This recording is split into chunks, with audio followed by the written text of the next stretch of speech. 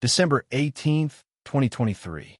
Snow had just started falling over East Ridge, Ohio, a quiet town where everyone knew each other's name, where front porches still bore Christmas lights and families hung stockings in anticipation of warmth and celebration. It was the week before Christmas, the time of year when families draw closer, when grudges are set aside, and children count down the days to joy.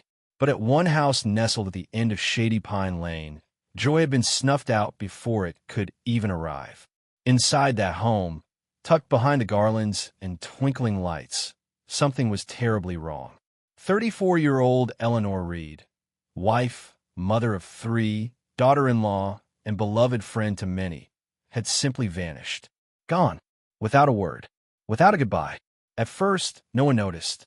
In a house bustling with children, wrapping paper, and the noise of the holiday season, her absence could have been brushed off as a brief escape. Maybe she needed space.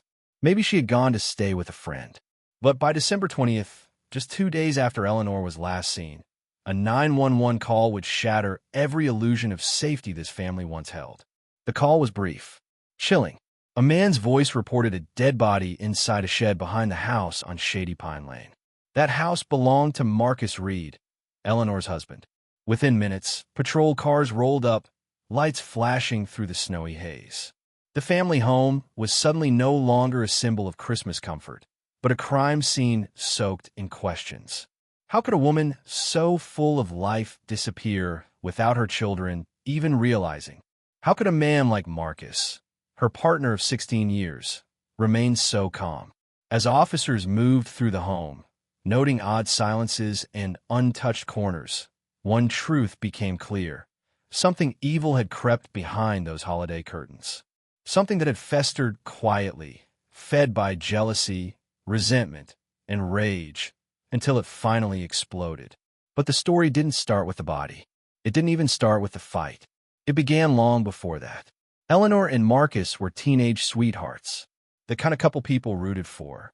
They met in high school, 2 kids with big dreams and matching tattoos before they were even out of their teens. By the time they were 20, they had their first child.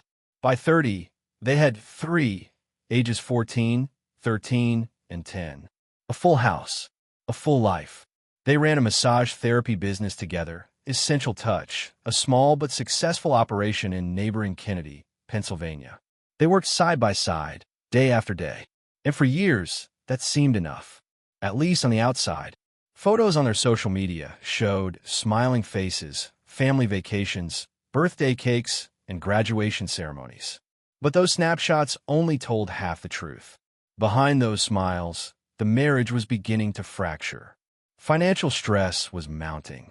Parenting 3 children while trying to save money to buy their own home had taken its toll. Eleanor, tired of living under Marcus's mother's roof, had started to look for a place of her own. That didn't sit well with Marcus. In fact, it terrified him. And Marcus Reed was not the kind of man who handled fear well. After Eleanor's disappearance, the community clung to hope. Maybe she was just angry. Maybe she'd left to clear her head. Maybe she was visiting someone and forgot to call. But those hopes unraveled quickly when one man stepped forward. A longtime friend of Marcus's named Darnell Big Will Harris. Darnell didn't want to be involved. He was scared. You could hear it in his voice. But his father had pushed him to speak up, and thank God he did. He told detectives a story no one was prepared for. On the night of December 18th, Marcus had picked him up and brought him to the house. It was quiet. Diane, Marcus's mother, and the kids were upstairs. Everything seemed normal until Marcus led Darnell down to the basement. That's when the horror began. Marcus showed him a bullet hole in the shower wall. No blood, but there had been. He said he'd cleaned it up. He said Eleanor had been shot in the face. And then, as if that wasn't enough, he showed Darnell a photo on his phone. It was Eleanor, lifeless, unrecognizable. Then came the ultimatum. Help me get rid of the body, or I'll kill everyone in this house, including my kids. Terrified and paralyzed, Darnell obeyed. He helped Marcus carry Eleanor's body, wrapped in a tarp, up the stairs, through the living room, and out into the freezing night. They placed her in the back of Marcus's Jeep. From there, they carried her to the shed behind the house. The same shed that would soon be crawling with officers. The same shed that would turn a missing persons case into one of the most gruesome domestic homicides East Ridge had ever seen.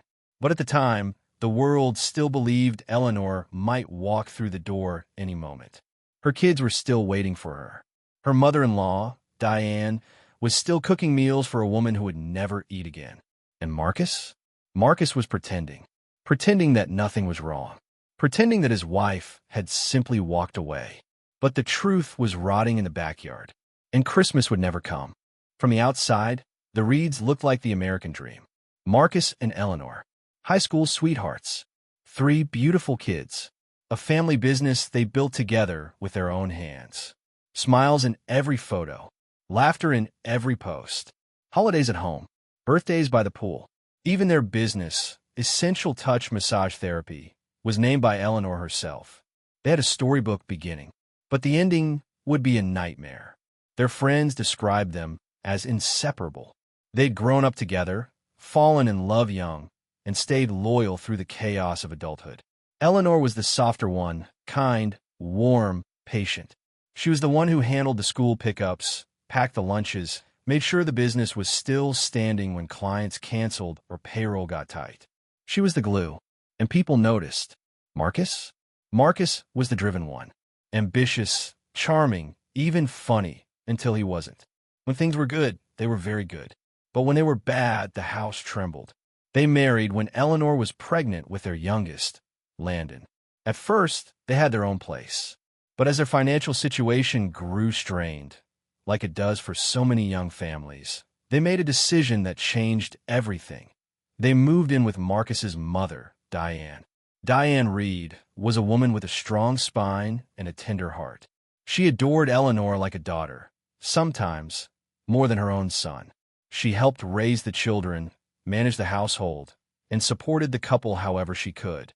When Marcus's father passed away in 2022, the burden on Diane became heavier, but she carried it anyway. Because she loved Eleanor. Because she believed in their family. But not everything love touches turns to gold. By 2023, the cracks were no longer beneath the surface. Eleanor and Marcus were fighting more often. The business wasn't bringing in what it used to. They were both exhausted.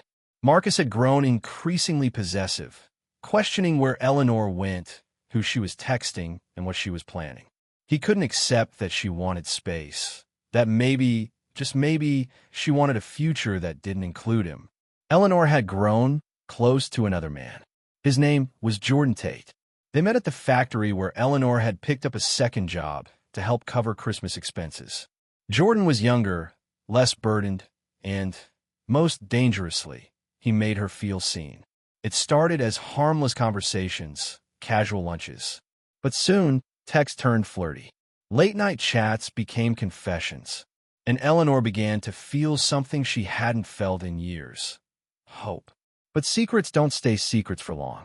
In mid-December, Jordan sent Marcus a string of explicit photos, graphic evidence of the affair. He sent them, then unsent them. But Marcus had already seen enough. It was the spark that lit the fire. The betrayal wasn't just about sex, not for Marcus. It was about control. Eleanor was slipping through his fingers, and he was desperate to grip tighter. He wasn't just losing his wife. He was losing his image, his pride, and his authority over a woman who had once followed him without question. In their final conversations, Marcus begged her to stay, pleaded for counseling. He tried guilt, manipulation, even the children. He played recordings of their kids, saying they missed her. He told her she was abandoning the family, that no man would ever love her like he did, that she was breaking the home they'd built. Eleanor stood her ground. She wanted to co-parent, not control. She wanted her own house, her own money, her own space. She promised to help with bills, with the kids, with the car payments. But she wasn't coming back to the marriage. Not this time. It devastated Marcus. But instead of letting her go, he clung to the delusion that he could fix it or punish her for ruining it. That's the thing with people like Marcus. They don't see love as a gift. They see it as possession. Eleanor was his wife, his partner, his property. And if he couldn't have her, well, no one could. Diane remembered the last time she saw Eleanor. It was Sunday night, December 17th. Eleanor hugged her at the Christmas tree, said, "I love you," and walked off to take a shower. Nothing unusual. No argument. No boulevie. Just a soft, ordinary moment, the kind that makes what came next even harder to believe. Because that night, Eleanor went into the shower, and she never came out. Marcus told everyone a different story. That they argued. That she left in a fit of rage. That she went to see her boyfriend. That she took the car. That she stormed off into the cold. But none of that was true. The truth was buried in the backyard, wrapped in trash bags, hidden in a shed. As police would later discover, Marcus hadn't just snapped. He had planned. He cleaned up the blood, hid the gun, threatened his friend into helping him, then went back upstairs to tuck his children into bed as if nothing had happened. He was living in a picture-perfect lie, pretending to grieve, pretending to wait for a call that would never come, pretending to wonder where his wife had gone, all the while knowing she was only feet away, dead, murdered, by the man who once promised to love her forever. December 18th, 2023. The night everything broke. The house on Shady Pine Lane stood silent under a blanket of snow. Inside, Christmas lights still flickered around the windows. Stockings still hung on the mantel. And 3 children, innocent, unsuspecting, were asleep upstairs. Downstairs, in the basement, their mother was being murdered. Eleanor Reed had just taken a shower. It had been an ordinary evening until it wasn't. According to Marcus Reed, they got into an argument. Again, he said she had packed her things, said she was leaving, said she wanted to go back to Jordan Tate, the man she'd been secretly seeing. She told him she was done, that it was over. Marcus snapped. He would later claim it was a shove, just a push. Nothing serious. But what really happened was far, far worse. Somewhere in the chaos, he pulled a gun. He fired. The bullet tore through Eleanor's face. She collapsed, bleeding, dying. The children, still just upstairs, never heard the shot. Or maybe they did, but had no idea what it meant. Either way, they slept on while the life of their mother drained into the basement floor. Marcus stood over her body. And then, instead of calling 911, instead of breaking down or turning himself in, he started covering his tracks. He was methodical. He cleaned the blood, hid the weapon, wrapped Eleanor's body in a tarp, then rolled that inside a carpet. He needed help, but not from the police. He called an old friend, Darnell Big Will Harris. Now, Darnell wasn't a criminal. He was just a longtime friend, someone Marcus thought he could trust, someone he knew would be too terrified to say no. Marcus picked him up and brought him to the house around midnight. Darnell didn't know what to expect, but what he saw in the basement changed him forever. A bullet hole in the shower wall, a phone with a photo of Eleanor dead, and a husband who wasn't asking for help. He was demanding it. Marcus made it clear. If Darnell refused, he'd kill everyone in the house, including the 3 sleeping children. Darnell froze. He didn't call the cops. He didn't run. He was paralyzed with fear. And so he helped. Together, they carried Eleanor's body up the basement steps, past the family photos, past the children's bedrooms, out through the garage and into Marcus's Jeep. They drove it to the back of the house, to the small wooden shed nestled behind a line of trees. And that's where they left her, wrapped, hidden, forgotten. At least, that was Marcus's plan. But guilt is a strange thing. It crawls under your skin. It festers in your chest. It turns your nights into nightmares and your days into shadows. And for Darnell, it became too much. 2 days later, on the morning of December 20th, he walked into a police station with his father beside him. His voice shook. His hands trembled. But his words were clear. He told them where to look. The police were horrified, but they couldn't just barge in. Marcus was armed. Dangerous. He had already threatened to kill his kids. This wasn't just a homicide investigation anymore. It was a hostage prevention operation. They needed a plan. They had Darnell call Marcus, ask for a ride. A simple setup to get Marcus away from the house. While Marcus was out, officers surrounded the property. They obtained a search warrant, and by 6:10 p.m., they had him pulled over during a traffic stop. The body cam footage shows it all. Marcus calm, polite, cooperative. Got a firearm on you? The officer asks. Yes, sir. Right here on my belt, Marcus replies. He gets out of the vehicle, hands behind his head. Not a twitch of panic. Not a single bead of sweat. He acts like a man who has nothing to hide. But in the back of his Jeep, the same one he used to transport Eleanor's body just 2 nights earlier, police find a switchblade and a loaded handgun, just as Darnell had described. They take him in. At the station, Marcus puts on a show. Feigns confusion. Plays dumb. My wife's missing? He asks. He says they argued. He says she wanted to leave. He says he kicked her out of the car and drove off, assuming she found her own way. He even claims she took one of their vehicles. But phone records and Darnell's account tell a different story. Eleanor's phone had gone dark at 6:50 p.m. on December 18th. She hadn't responded to a single message since, not even to her children. And then came the search of the house. It didn't take long. Behind a shower wall, they found a bullet, a perfect match for the hole Darnell described. The stain on the floor was suspiciously red. The cleaning supplies were out of place.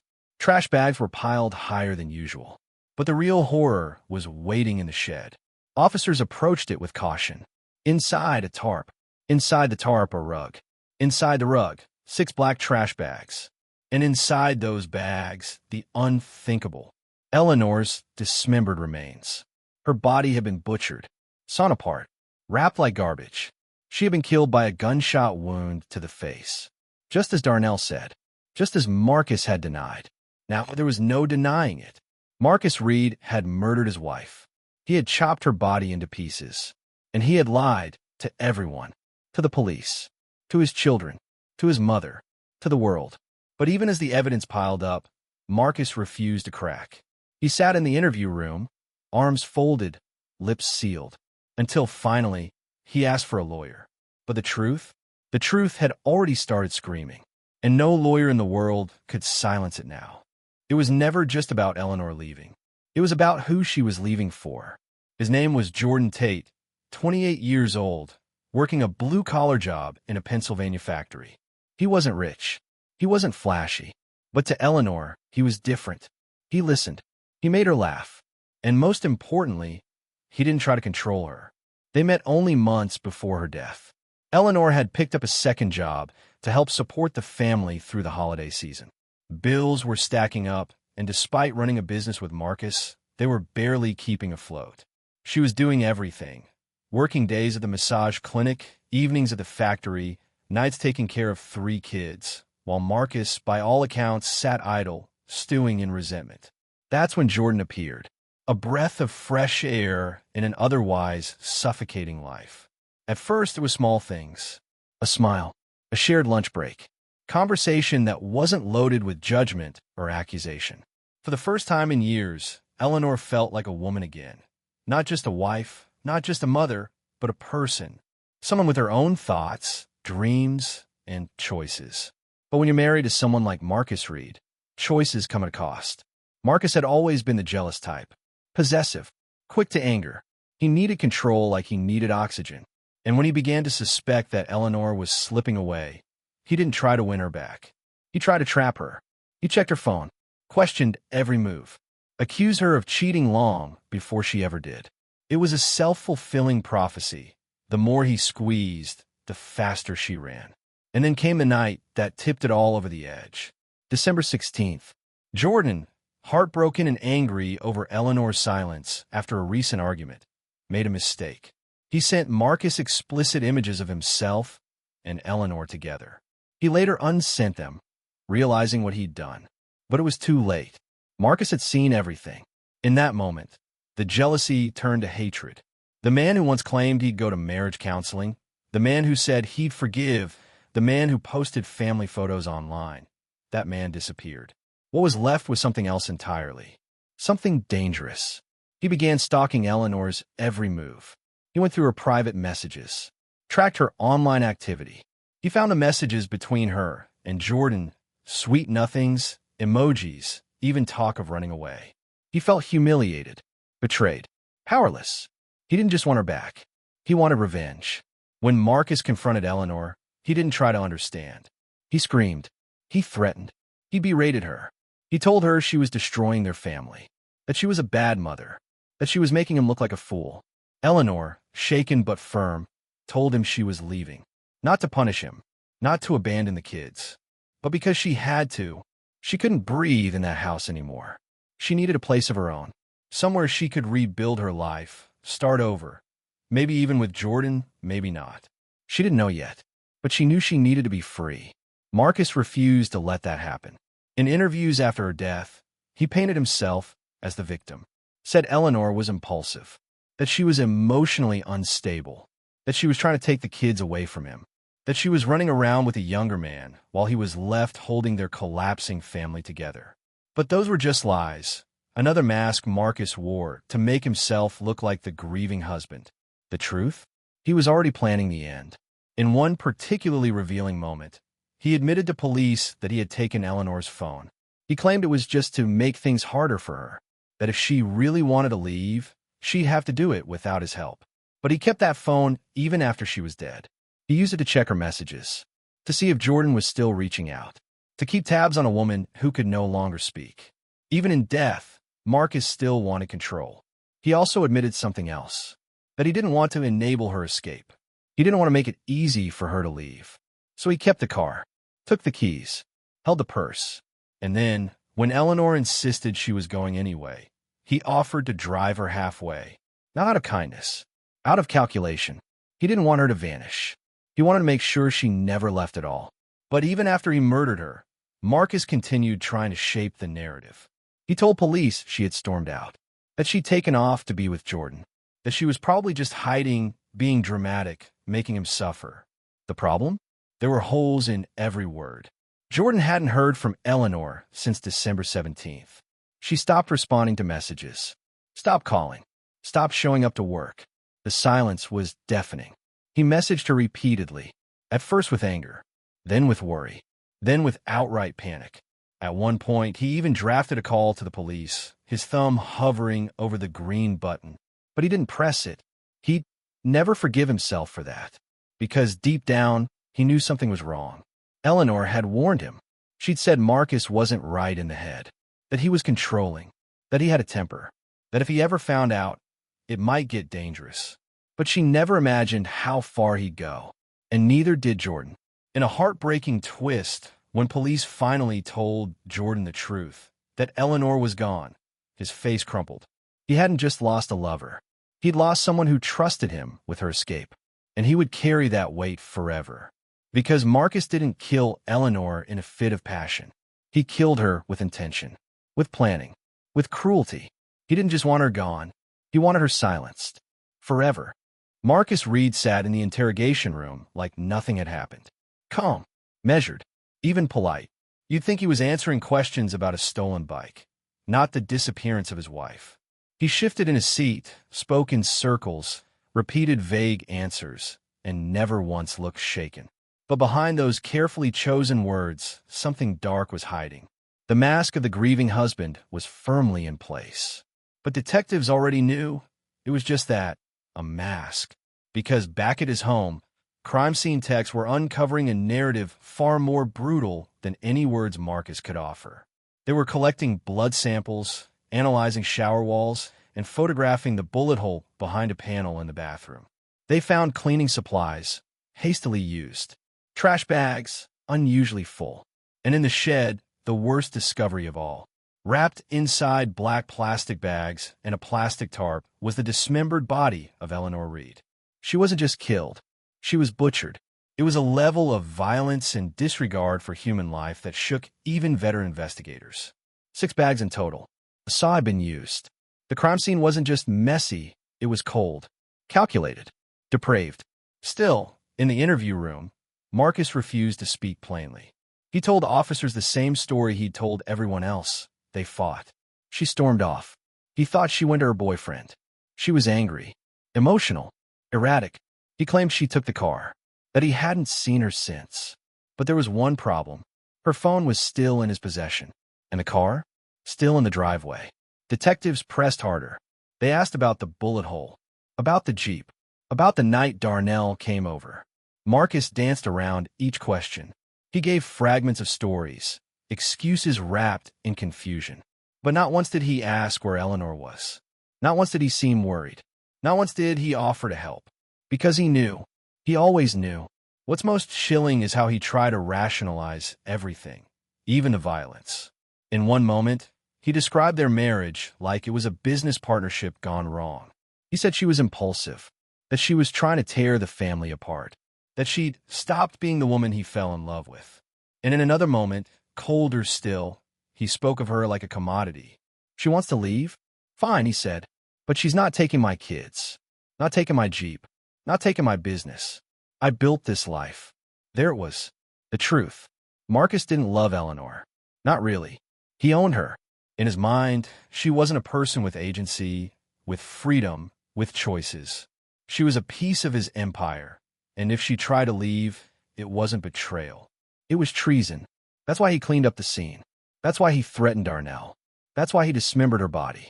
He wasn't trying to hide a crime of passion. He was erasing a rebellion. Detectives saw through him quickly. They'd dealt with men like Marcus before. Men who wore charm like a suit. Who cried in court but strangled behind closed doors. Who gaslit, manipulated, and destroyed, and then asked, "What did I do wrong?" But Marcus made one crucial mistake. He underestimated everyone. He underestimated Darnell, the friend he thought he could intimidate into silence. He underestimated the detectives, who pieced the timeline together faster than he could lie. And he underestimated Eleanor, the woman who, even in death, refused to stay hidden. Back at the station, the pressure was mounting. Marcus was brought in for a second interview. The mood had shifted. Gone was the casual tone. Now it was sharp, focused. A voice of authority cut through the room. "We know what happened," the detective said. "We've been in your house. We've seen the shower, the shed, the tarp, the bags." Marcus blinked. "We know you put new locks on the shed. We know what's in there." Still silence. This was his chance to tell his side, to confess, to apologize, to say something human. Instead, he asked for a lawyer. It was the smartest thing he'd done all night, and the clear sign that he knew how deep he was in. But the damage was already done. Because while Marcus sat in a holding cell, investigators were preparing a case that needed no confession. The evidence was overwhelming. Forensic matches, phone records, Darnell's eyewitness account, and most damning of all, the body. The way Eleanor was treated told them everything they needed to know about the man who claimed to love her. He didn't panic and call 911. He didn't scream or cry or beg for forgiveness. He got to work. He rolled up her body. He dragged her through the house. He stored her in a shed like garbage. He planned to make her disappear. But monsters like Marcus always leave trails. And this one was unraveling fast. Back home, his mother, Diane Reed, was in shock. She hadn't wanted to believe it. She couldn't believe it. Her son, the boy she raised, the father of her grandchildren, had done this. But the truth hit her like a freight train. Not just because of what he did, but because of where he did it. In her house, under her roof, just a few feet from the Christmas tree. She broke down, not in defense of him, but in grief for Eleanor, in horror at what had been hiding in her home, and in shame that she never saw it coming. She cooperated fully with the investigation, let them search everything, handed over any texts, any tools, any memories that might help. Because unlike Marcus, Diane still had a soul. And what she wanted more than anything now was justice for the daughter-in-law she had loved like her own. Marcus Reed had killed Eleanor not in a moment of rage, but in a long-brewing storm of control, insecurity, and emotional decay. And now the mask had slipped. The monster had been revealed, and there was no hiding anymore. The shed behind the Reed home was small, weathered, unremarkable. It sat under the shadows of pine trees, barely visible from the street. A place where you might expect to find old tools, maybe some lawn chairs, or forgotten Christmas decorations. Instead, what officers found inside would haunt them for the rest of their lives. When they opened the door, the first thing that hit them was the smell. Not strong, not yet, but unmistakable. A faint trace of death mixed with cold air and plastic. The kind of smell that lingers in your nose long after you leave.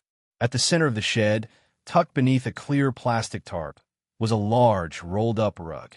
Inside that rug, 6 tightly knotted black trash bags. Each one was heavy. Each one was leaking. What was inside wasn't a mystery. Darnell Harris had already told them. But no words, no preparation, no experience could soften the blow of what they were about to see. Inside those bags were the dismembered remains of Eleanor Reed. Her body had been cut apart with a saw. Arms, legs, torso, head, each piece individually wrapped and stuffed like garbage. Her wedding ring, still on one of her fingers, glinted beneath the clear plastic. This was not a crime of panic. This was ritual. This was removal. Marcus didn't want anyone to find her. He didn't want the world to know what he'd done. He wanted her erased. But he failed. The detectives who found her that night weren't just doing a job. They were standing in the presence of evil.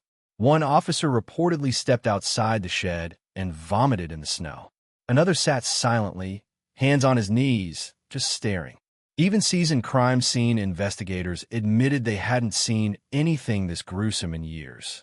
She was a mother of 3, a daughter, a friend, and she had been reduced to parts, stored like refuse, hidden as though her life had no meaning. But her story, her truth, was now undeniable. Eleanor Reed had not run away. She had not gone off to be with another man. She had been murdered, executed with a gunshot to the face. The bullet fired from less than 3 feet away. The same bullet later recovered from behind a panel in the shower wall, exactly where Darnell had said it would be. And her killer had been pretending nothing happened, cooking dinner, texting relatives, tucking in their children, living his life, while hers was stuffed into trash bags out back. Back at the station, Marcus sat in silence. But the walls were closing in. The evidence was suffocating. Bloodstains matched Eleanor's DNA. The bullet matched the weapon recovered during his traffic stop. The phone records painted a clear timeline. And most damning of all, the body in the shed matched Darnell's account down to the last horrifying detail. Every lie Marcus had told collapsed under the weight of the truth. Still, he said nothing. No apology, no justification, just silence. He wanted the world to believe this was a misunderstanding. That maybe Eleanor had run off and someone else had done this. That maybe Darnell was lying. That maybe the police were framing him. But there was no maybe left. The evidence was screaming, and the world was listening. News of Eleanor's murder spread quickly across East Ridge, a tight-knit town shattered by betrayal. Friends lit candles on their porches. Teachers cried in classrooms. The massage clinic closed its doors. And the kids were told that their mother wouldn't be coming home. Ever. It's difficult to imagine the trauma of that conversation. To sit down with 3 children, 14, 13, and 10, and explain that their father had murdered their mother, that she was gone, that their Christmas tree would never be lit again. The youngest, Landon, asked if he could still keep the gifts he made for her. The detectives didn't know what to say, because there was no answer that made any of this okay. Diane Reed, Marcus's own mother, was left to pick up the pieces. The same woman who had loved Eleanor like a daughter, who had helped raise her grandchildren, who had tried to be a bridge during the couple's worst moments. She now found herself living in a house that had become a tomb. The shed behind her home was still taped off. The blood had seeped into the floorboards. The silence in Eleanor's room was deafening. She wept in interviews, not just for Eleanor, but for the monster her son had become. "I should have seen it," she whispered. "But I didn't." No one had. That was the most terrifying part. Marcus Reed hadn't worn a mask in public. He hadn't hidden in the shadows. He'd smiled, laughed, gone to work, kissed his kids goodnight. He had passed as a husband, a father, a neighbor. But behind closed doors, he was planning a slaughter. And Eleanor, a woman simply trying to live a life of her own, paid the ultimate price for defying him. Now, with her body recovered, the investigation entered its final chapter. The prosecution prepared its case. The town prepared for a trial. And Marcus Reed, the man who tried to bury his sins in plastic and wood, would soon face something he never expected: justice. The arrest of Marcus Reed shocked no one, but what happened next stunned everyone. He was charged with murder, unlawful possession of a firearm, and abuse of a corpse. The community breathed a sigh of relief. At least now, the monster was behind bars. At least now, Eleanor's name could be spoken aloud without the fear that her killer would walk free. But what no one expected was what Marcus would do in court. In his first hearing, he showed up via video call, orange jumpsuit, hands cuffed, eyes hollow. He looked tired, but not remorseful. When the judge read the charges, Marcus nodded, his face void of expression. Just another man going through the motions. Just another defendant playing the part of misunderstood. His defense team went to work. They filed motions to suppress evidence, to block interviews, to exclude body cam footage. Anything to muddy the timeline. Anything to make the jury wonder, what if Marcus was telling the truth? But the truth didn't need speculation. It had already been found in the shed. Still, the most damning moment came not from evidence, but from Marcus himself. During a pretrial suppression hearing, Marcus Reed took the stand. His attorney warned him not to, begged him, even. But Marcus, ever the manipulator, believed he could talk his way out of anything. That if he just explained his side, people would understand. That maybe, just maybe, he could turn the tide. But the tide didn't turn. It crashed. The prosecutor asked him a simple question, one that sliced through every defense. Mr. Reed, were you under stress in the days following your wife's disappearance? Marcus leaned forward, elbows on the table. Yes, he said. I was stressed. The prosecutor nodded. Because of the kids? The business? Yes, Marcus repeated. And because Eleanor Reed was dead in your shed? There was a pause. A long, cold, agonizing pause. And then he answered, yes. The courtroom froze. Gasps echoed in the gallery. His own attorney buried his face in his hands. The judge looked up sharply, eyes narrowed. That single word, yes, wasn't just a slip. It was a confession. Marcus Reed had just admitted, under oath, that he knew Eleanor was dead, that he knew she was in the shed, that his lies to the police, to his family, to the world were just that, lies. And with that, the mask finally slipped. The man who said he was innocent, the man who claimed his wife had run off, the man who told police he had no idea where she went. He had known all along. After that moment, there was no turning back, no more defense, no more illusions, no more spin. Marcus changed his plea to guilty. And on December 17th, 2024, exactly 1 year after Eleanor was murdered, he was sentenced to life in prison. No chance for parole for at least 25 years. He stood before the judge, no longer arrogant, no longer smug, but not remorseful either, just defeated. The judge didn't hold back. You call her a bad mother, he said, voice shaking with fury. How dare you? You say you loved her? Is this how you treat someone you love? Then came the final words, a sentence not just for Marcus, but for every controlling man who thinks love means possession. You're a narcissist. You only ever cared about yourself. With that, Marcus was taken away. Gone. Locked behind concrete and steel. Left to sit with the weight of what he had done. And the children he claimed to protect? Now motherless. Now fatherless. Now raised by the same grandmother who had stood by Eleanor's side when no one else could. When the courtroom emptied and the news cameras rolled away, what remained was silence. A silence too deep for words. Too heavy for justice. Too final for repair. Eleanor Reed was gone. Not lost. Not missing. Murdered. She died trying to reclaim her voice.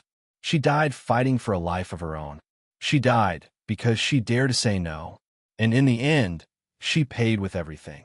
But perhaps the most tragic part was that she tried. She truly, desperately tried. She had offered Marcus compromise.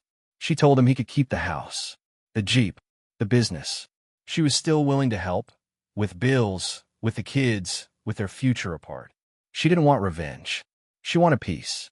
But peace was something Marcus couldn't give. Because to him, Eleanor wasn't his partner. She was his reflection, his reputation, his control. And when that mirror cracked, he shattered it. The dismemberment was no accident. It was symbolic.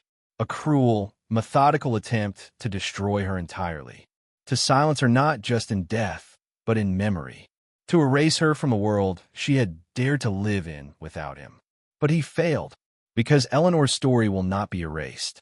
Her name, not his, is the one people remember. The woman who raised 3 children while working 2 jobs. The woman who was loved by her mother-in-law more than her own son. The woman who smiled through exhaustion who gave everything for her family, and who, when it became too much, found the strength to walk away. What Marcus didn't count on was that Eleanor mattered. To her kids, to her friends, to this world, to us. And so her memory remains. But the damage he left behind is irreversible. Her children, now raised by their grandmother Diane, are forced to grow up in a house where their mother was murdered. A house where the basement echoes with secrets, and the shed-out back holds a grief no child should ever carry. Diane does her best, but how do you explain to a 10-year-old that his father killed his mother? How do you comfort a teenager who saw a photo of his mother, dead, because his father sent it? How do you say, "You're safe now," when a monster lived in your own home? There are no answers, only broken pieces that may never fully mend. Jordan Tate, the man Eleanor tried to find comfort in, lives with guilt too. He replays every moment. The last messages, the unsent call to 911, the what-ifs. He blames himself for pushing Marcus too far, for sending the photos, for not doing more. But the truth is, Eleanor made her own choice. She chose to leave. She chose to start over. She chose freedom. And the only one to blame is Marcus. Even Marcus's own mother, Diane, said it best. "I don't want to talk to him. I don't have anything to say to him. He did this in my house, to someone I loved like a daughter. I don't know who he is anymore." Because sometimes there is no forgiveness. Sometimes the pain is too deep, the betrayal too great, and the crime too monstrous to ever forget. This case wasn't about a love triangle. It wasn't about jealousy. It wasn't even about infidelity. It was about control, about a man who believed he owned a woman, about what happens when entitlement, manipulation, and unchecked anger are left to fester in silence. Eleanor's story is not unique. That's the most heartbreaking truth of all. Every year, thousands of women are killed by intimate partners. Thousands more live in fear, wondering if the next fight will be their last, wondering if they're safe to leave, wondering if anyone will believe them when they say, "He's not who you think he is." Eleanor tried to leave, and she didn't survive. But maybe, just maybe, her story will help someone else find the courage to escape and live. So we say her name. We remember her not as a victim, not as a headline, not as a cautionary tale, but as a woman, a mother, a fighter. And we carry her story forward, louder than Marcus's silence, louder than his lies, louder than the violence that tried to bury her. Because some things can never be forgiven, but they should never, ever be forgotten.